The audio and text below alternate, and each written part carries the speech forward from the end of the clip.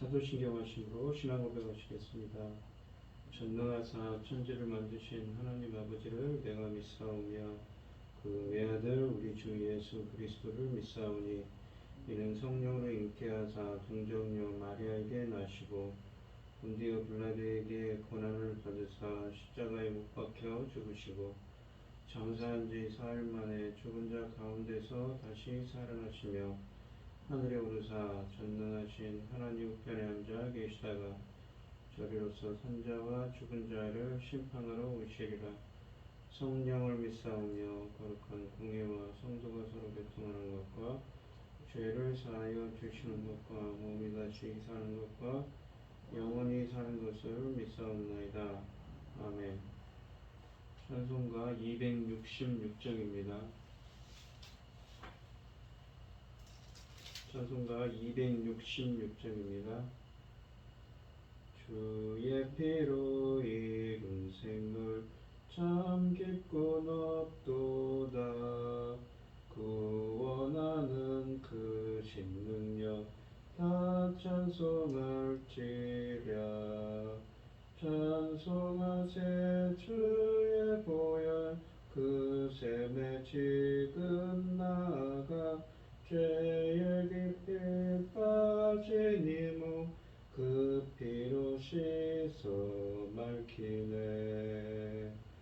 죄악 세상이 김으로 거룩한 길 가는 나의 마음 성전 삼고 주께서 계시네. 찬송하세 주의 보혈 그 샘에 지금 나아가 죄의 깊이 빠진 이 몸 그 피로 씻어 맑히네. 주 예수를 깊이 아는 놀라운 그 은혜 하늘나라 즐거움이 매일 새롭도다. 찬송하세 주의 보혈 그 샘에 지금 나아가 죄의 깊이 빠진 이 몸 그 피로 씻어 맑히네. 아멘. 오늘 함께 하실 하나님의 말씀은 레위기 12장 1절로 8절 말씀입니다. 레위기 12장 1절로 8절입니다. 구약성경 152쪽입니다. 교독을 하도록 하겠습니다. 제가 먼저 읽겠습니다. 여호와께서 모세에게 말씀하여 이르시되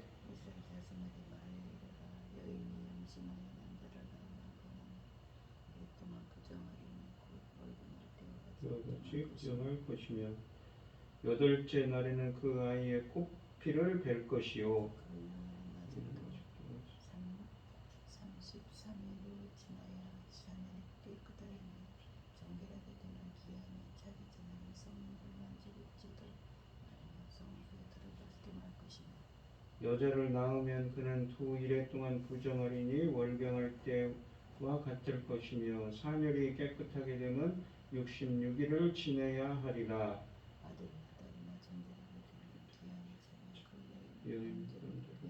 그 여인은 어린 양을 가지고 속죄제를 위하여 집회들기 새끼나 산패들기를 제사장은 그것을 가져갈 것이요 여호와 앞에 들여서 그 여인을 위하여 속죄할지니 그리하면 사멸이 깨끗하리라.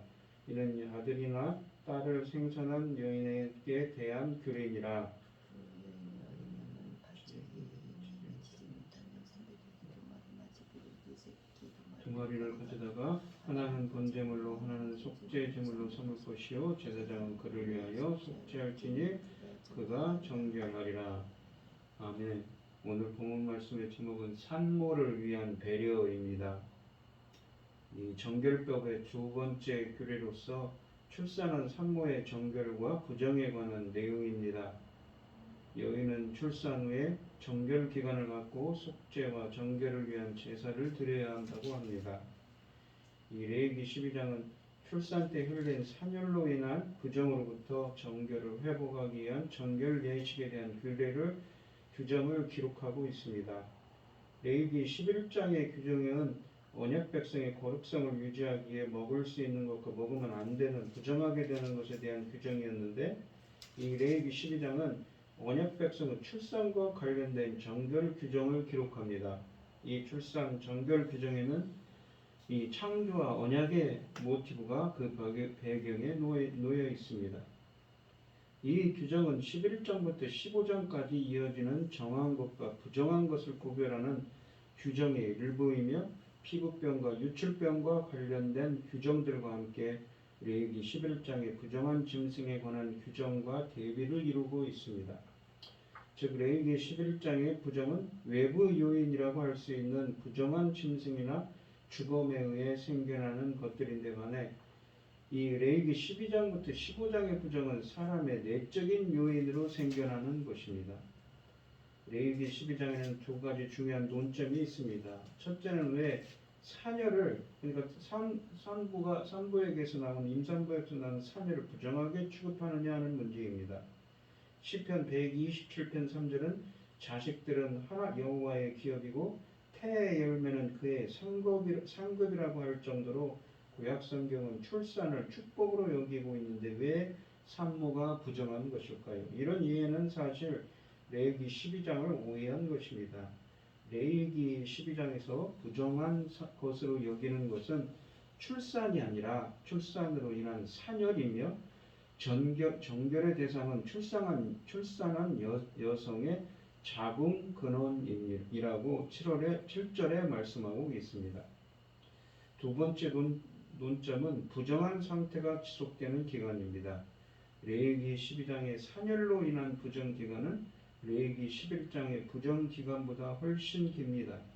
레위기 11장의 부정한 기간은 저녁까지 곧 하루였는데, 이 레위기 12장의 산혈로 인한 부정한 기간은 훨씬 더 길고 다양합니다.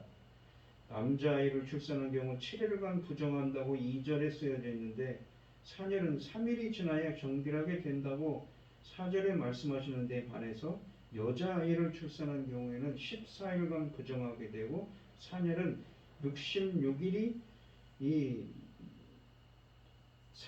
남자의 경우는 33일이 지나야 정결하게 된다고 하는데 반해 여자아이의 경우는 14일간 부정하고 산혈은 66일이 지나야 정결하게 된다고 합니다.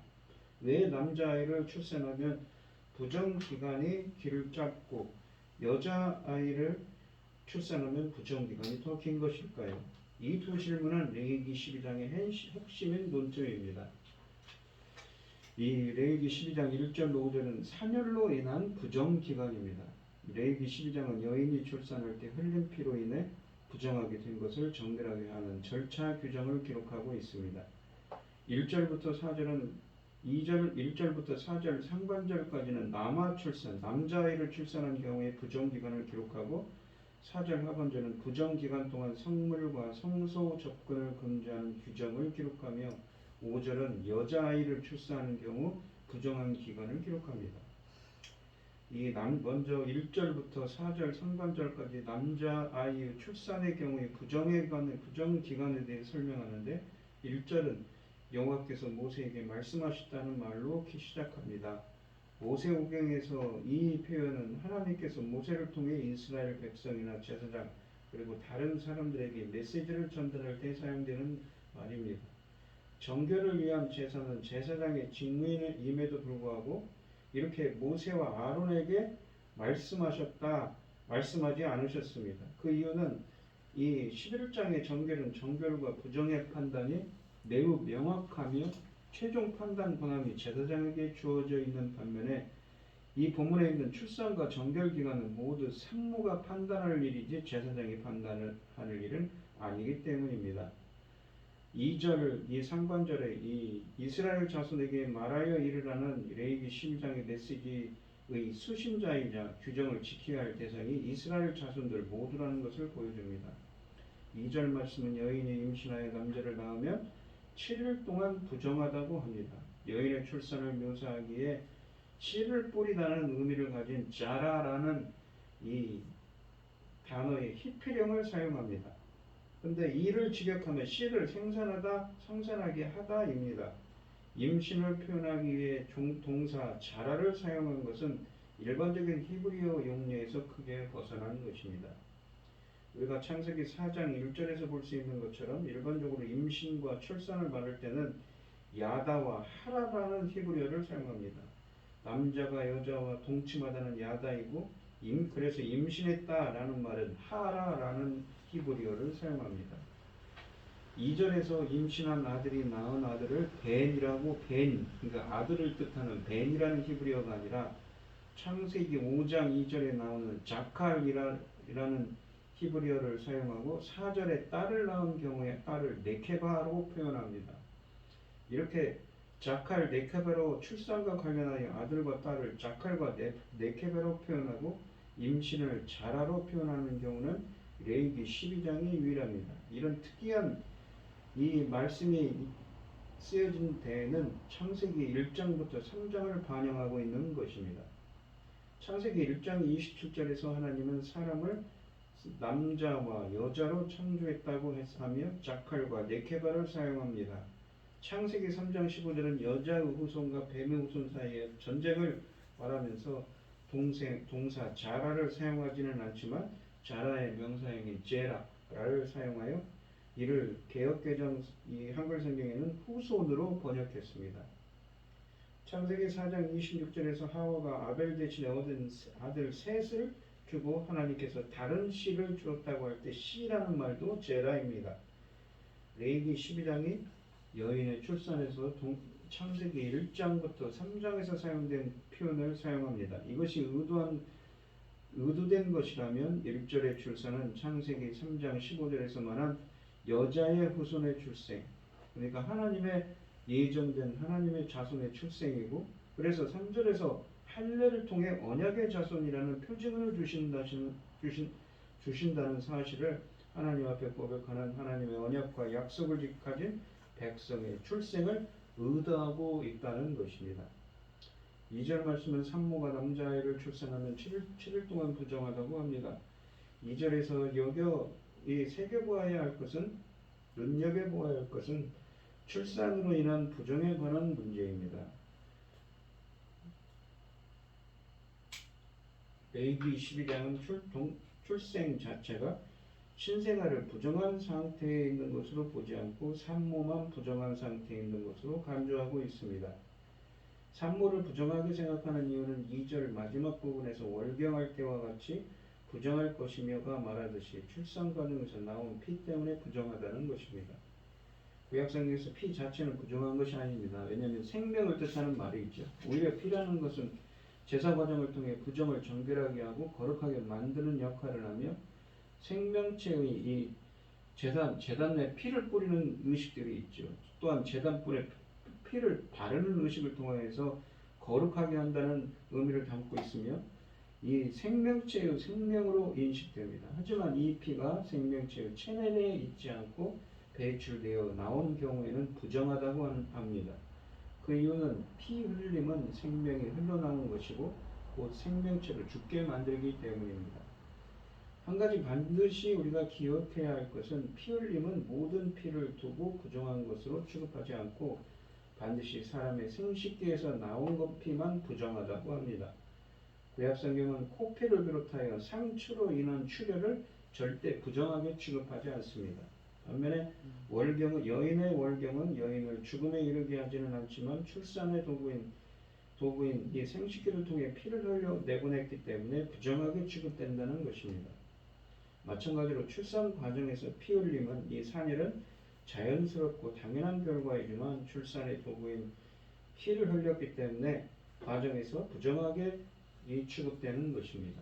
3절은 산혈로 인한 부정에 관한 이슈를 잠시 멈추고 신상아의 할례 시행에 관한 규정이 기록됩니다. 2절에서 창세기 1장부터 3장의 표현을 통해 하나님의 자손의 출산을 언급하였다면 3절은 산모가 하나님과 언약을 맺은 언약 백성의 표징인 할례를 행하도록 시키고 있습니다. 이 산혈 규정에서 할례 시행을 언급한 이유는 산모와 함께 머물고 있는 신생아를 산모가 데리고 나와야만 할례를 시행할 수 있기 때문에 할례 시행의 출발은 산모와 함께 시작할 수밖에 없습니다. 이 3절 말씀의 독특한 것은 사녀의 규정을 말하면서 제8일 할례를 말하는 것입니다. 구약 성경에서 이 할례의 기원은 창세기 17장의 언약이며 이 언약 규정에 따라 제8일에 할례를 받은 첫 번째 사람은 이삭이었습니다. 3절은 사녀를 부정에 관한 법을 규정하면서 창세기의 주제와 연결하는 또 하나의 사례입니다. 4절 전반부는 남자아이를 낳은 여인의 사녀이 깨끗해지기 위해서는 33일이 지나야 하고 5절은 여자를 출산하면 66일이 지내야 된다고 합니다. 개역개정 성경의 사녀이 깨끗하리니로 번역한 히브리어 이 댐의 토라라는 말은 이를 직역하면 깨끗한 피들이라는 말입니다. 이것은 2절에서 말한 월경할 때와 같이 부정한 피의 상태가 아니라 산모가 분만 후에 흘리는 분비물을 뜻합니다. 4절 하반절은 산열 기간 동안 산모에게 금지되는 것은 성물을 만지지 않는 것과 성소에 들어가지 않는 것에 한정되어 있습니다. 구약 성경은 거룩한 것과 속된 것을 구별하며 거룩한 것은 성소와 그 안에 있는 모든 것과 성소 밖으로 가져나온 감사제 고기와 11조 그리고 성별된 레위 제사장입니다. 그 외의 것들은 모두 거룩한 것이 아닌 속된 것들이며 제사와 무관한 모든 것들이 속된 것들입니다. 4절은 이 4절 말씀에서는 출산 후에 피가 나온 산모는 거룩한 것에 대해서는 접촉해서는 안 되지만 나머지 일상생활에 속하는 모든 속된 것에 대해서는 전혀 제한을 받지 않습니다. 그렇기 때문에 이 기간은 산모의 부정기간이 아니며 단지 피가 소량이지만 나오고 있기 때문에 성물과 성소에 대해서만 접근 제한을 두고 있는 것입니다. 5절 말씀은 여자아이를 낳으면 산모의 부정기간이 아들 출산의 부정기간인 일주일에 2배인 2주 동안 부정하게 되고 정결한 피의 기간이 아들 출산의 33일보다 2배인 66일입니다. 이 같은 현상은 한 가지 심각한 질문을 낳게 됩니다. 여자아이를 출산한 산모의 부정기간이 왜 2배로 길어져야 하는가라는 것이지요. 구약 성경에는 왜 남자를 출산한 산모의 부정기간이 여자를 출산한 산모의 부정기간보다 짧았는지에 대한 직접적인 답은 없습니다. 여러 가지 학자들의 이야기가 있지만 거기에 대해서는 직접적으로 구약 성경에서 설명하고 있지는 않습니다. 레위기 12장 6절로 8절은 사녀를 부정을 위한 정결 제물 규정을 기록하고 있습니다. 6절은 정결을 위해 번제와 속죄제를 바치게 하고 7절은 정결 의식의 목적인 산모의 피 근원 정결이라고 하며 8절은 가난한 여인의 정결 제물에 대한 규정을 기록합니다. 6절에서 8절 말씀은 정결한 피의 기간이 만료된 때에 사멸로 인한 부정을 정결하기 위한 제사를 기록합니다.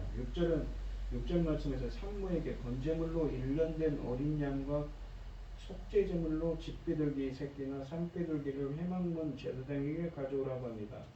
산모의 부정과 정결한 피 기간이 아들과 딸에 따라 달랐지만 정결을 위한 제물은 차이 없이 동일합니다. 이것은 레위기 27장 2절로 7절에서 이 사람의 값을 드리기로 하는 서원에서 여자의 값이 남자보다 5분의 3에서 2분의 1에 지나지 않았던 것을 고려하면 이례적인 것입니다.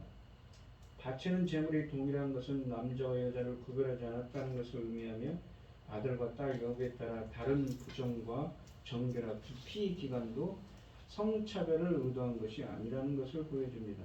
이 제물의 성격은 감사를 위한 예물 성격이 더 강합니다.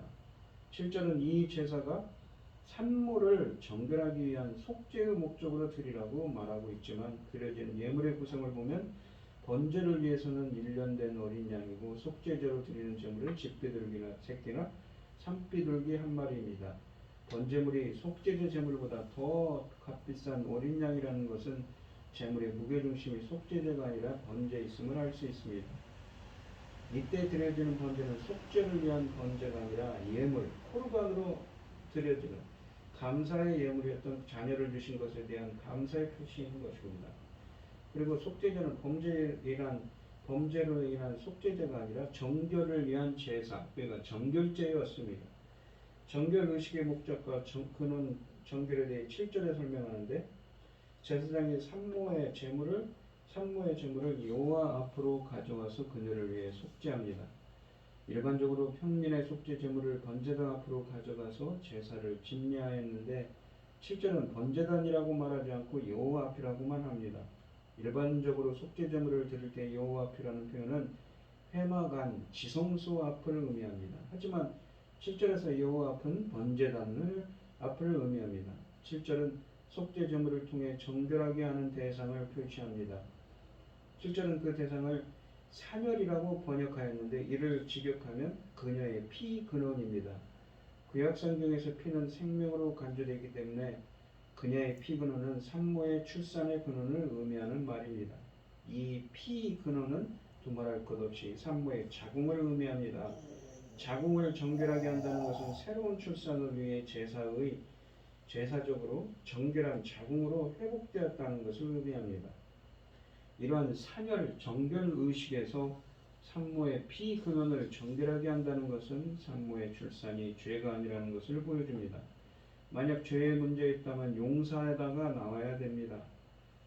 이처럼 산열 정결 의식은 생명을 탄생한 산모의 자궁을 정결하게 만들어 하나님의 형상을 가지고 하나님의 언약을 소유한 새 생명의 탄생을 준비시키는 의식입니다.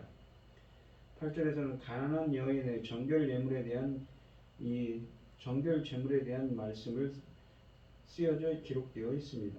산모가 양을 번제로 드릴 수 있는 형편이 되지 못하는 경우에 보다 싼 직비둘기 새끼 2마리나 산비둘기 2마리를 바쳐서 하나는 번제로, 그리고 다른 하나는 속죄제, 그러니까 정결제를 위한 속죄제로 바치게 하고 있습니다. 가난한 자의 삶의 형편을 돌아보는 현상은 정결법에서 반복적으로 볼 수 있는 현상입니다. 오늘 본문 말씀인 이 레위기 12장과 관련된 내용이 가장 풍성하게 기록된 신약의 본문은 누가복음 2장 21절로 24절입니다. 이 본문에서 예수님이 출생 때 행한 의식이 기록되어 있습니다. 누가복음 2장 21절은 예수님께서 출생한 지 8일째 되는 날에 할례를 행하였다고 하며, 22절은 모세의 법대로 정결 예식을 했다고 합니다. 그리고 23절은 처음 난 남자마다 주의 거룩한 자로 바치게 하는 규정대로 예수님을 바치는 의식을 행했다고 합니다. 이 누가복음 2장 21절로 24절은 이를 매우 강조하며 율법대로 행했다는 말을 반복하는데, 21절은 할례할 8일이 되매 22절에서 모세의 법대로 정결 예식의 날이 참에 이는 주의 율법에 쓴 바, 또 주의 율법에 말씀하신 대로 24절에 쓰여져 있고, 27절에서는 마침 부모가 율법의 관례대로 행하고자 라고 되어 있습니다. 이렇게 볼 수 있는 것처럼 무려 5번이나 율법대로 행했다고 누가복음 2장은 이렇게 기록합니다. 누가복음 2장 21절과 22절의 할례와 정결 예식은 레위기 12장 1절로 6절의 규정에 따라 행한 것으로 볼 수 있습니다. 22절의 이 정결 예식에 따라 예루살렘 성전에서 제물을 바쳤다면, 마리아가 예수님과 요셉과 함께 베들레헴에서 예루살렘으로 올라간 때는 출생 후 33일 되던 날, 24절은 33일 되던 날입니다. 24절은 마리아가 산열 정결을 위해 바친 제물을 비둘기 2마리라고 합니다. 레위기 12장 8절의 규정에서 볼 수 있듯이 비둘기 2마리는 가난으로 인해 양을 바칠 수 없는 여인이 바치는 제물입니다. 이것은 요셉과 마리아가 당시 상당히 가난한 계층이었음을 보여줍니다. 온 세상에 구세주이시자 창조주이신 예수 그리스도는 마국간에서 태어났을 뿐만 아니라 출산의 예물로 양 1마리도 바칠 수 없는 부모를 통해 이 땅에 오셨던 것이지요. 우리가 이 레위기 12장이 여인의 출산에서 창세기 1장부터 3장에 사용된 표현을 사용한다고 했습니다. 1절의 출산은 창세기 3장 15절에서 말한 여자의 후손, 하나님이 선택된 백성인 자손의 출생, 그래서 3절에서 할례를 통해 언약의 자손이라는 사실을 하나님 앞에 고백하는 하나님의 언약과 약속을 가진 백성의 출생을 의도하고 있습니다. 오늘 본문 말씀해 보시면 여인이 아기를 낳으면 일정 기간 동안 부정해지기 때문에 정결해질 시간과 의식이 필요합니다. 아기를 낳는 일은 복된 일이기에 이 출산 이후 계속되는 산일 때문에 이러한 의식을 행합니다. 피가 생명이기에 피의 유출은 생명 영역이 약화되는 죽음의 상징이자 온전함의 상실을 의미합니다. 산열이 깨끗해질 때까지 성소에 들어갈 수 없다는 것은 하나님께 나아가기 위한 최선의 조건이 정결임을 우리에게 보여줍니다. 거룩함은 순전함이자 온전함입니다. 주 앞에 나아가서 행하는 숱한 예배 행위들보다 우리가 앞서야 할 것은 나 자신을 살펴서 늘 하나님 앞에 합당하게 드려지는 일입니다. 오늘 이 시간 하나님의 보시기에 합당한 사람, 기뻐하시는 사람이 될 수 있도록 주님께서 말씀으로 또한 성령으로 나 자신을 우리를 정결케 해달라고 기도하는 여러분들이 되시기를 바랍니다. 기도하겠습니다. 하나님 아버지 감사합니다. 오늘 주신 말씀처럼 이렇게 산모가 출산을 하고 산열 때문에 정결해지는 규례를 주셨습니다.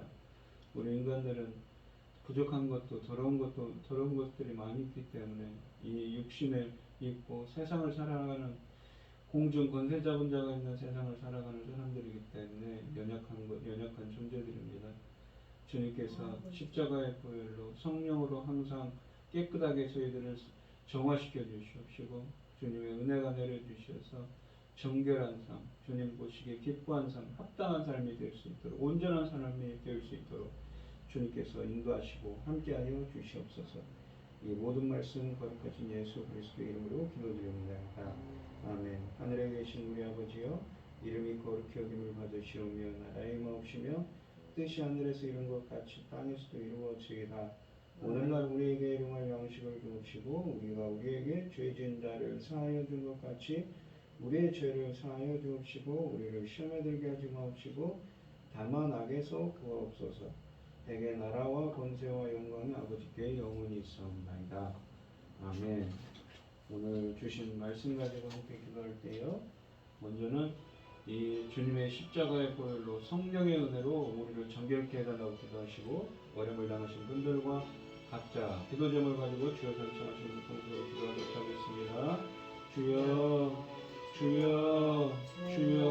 아버지 하나님, 저희는 주님의 십자가의 보혈의 은혜가 없다면, 주님의 성령의 씻음이 없다면, 정화되는 힘이 없다면, 주 예수 그리스도의 은혜가 없다면 우리는 깨끗해질 수가 없습니다. 저희들을 십자가의 보혈로 깨끗하게 씻어주시옵시고 더러운 것들, 부족한 것들, 연약한 것들이 많이 있는 저희들이지만 그것들을 모두 십자가의 은혜로 씻어주시옵시고 온전함을 믿을 수 있는 저희들이 되게 하여 주시옵소서. 정결한 삶이 될 수 있도록 주님 붙들어 주시고 함께하여 주시옵소서. 주시옵소서.